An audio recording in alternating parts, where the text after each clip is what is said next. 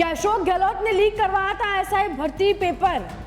जी हाँ, एसआई भर्ती परीक्षा का मामला शायद ही राजस्थान में किसी से छुपा है कि किस तरह से गहलोत जी के राज में पूरी परीक्षा में बड़ी और जमकर धांधली हुई। क्या आज तक राजस्थान के युवाओं का भविष्य दांव पर लगा पड़ा है। खैर, गहलोत जी की सरकार तो घोटाले कर गायब हो गई, लेकिन अब भजनलाल सरकार बड़ी गहराई से इस धांधली की जांच करवा रही है। इस जांच में अभी तक कई छोटी मछलियां तो पहले ही पकड़ में आ चुकी है, जो कि आप शायद तमाम खबरों में तमाम जगहों पर देख भी चुके होंगे। और अब बड़े मगरमच्छ भी पकड़ में आने ही वाले हैं। फिर यूं कह लीजिए सुई उनके ऊपर ही है, उनके आसपास ही है, क्योंकि अब सब इंस्पेक्टर पेपर लीक की जांच अशोक गहलोत तक जा पहुंची है। जी हाँ, अशोक गहलोत के PSO पर्सनल सिक्योरिटी ऑफिसर को गिरफ्तार किया गया। 20 साल से अशोक गहलोत की सुरक्षा में तैनात PSO ने अपने बेटे और पड़ोसी को लीक पेपर 4 दिन पहले ही दिलवा दिया था।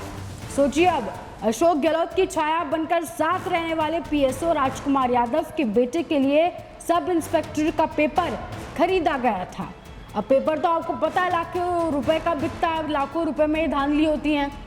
अभी कैसे हुआ? गहलोत जी की कुछ तो कृपा रही होगी, लेकिन अब बाप बेटे दोनों पकड़ में आ गए हैं। अब कोर्ट भी उन दोनों को ले जाया गया है। अब सवाल यह है कि PSO के पास आखिरकार पेपर आया तो आया कहां से?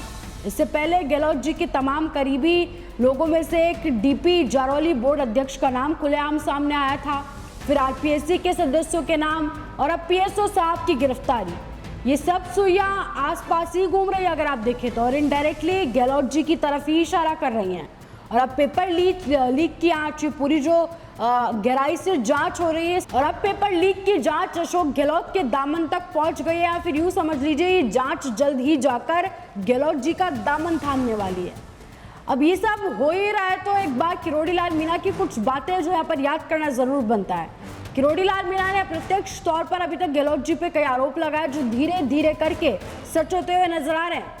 मीणा जी ने दावा किया था कि गहलोत सरकार के दौरान पेपर लीक माफियाओं को संरक्षण प्राप्त था, जो कि अब तक सच लगता हुआ नजर आ रहा है। जितने भी लोग निकले हैं बाहर अभी तक पेपर लीक में, जिन लोगों के भी नाम सामने आए वो कहीं ना कहीं गहलोत जी से जुड़े हुए और उनके संरक्षण से ही बाहर आते हुए नजर आ रहे हैं।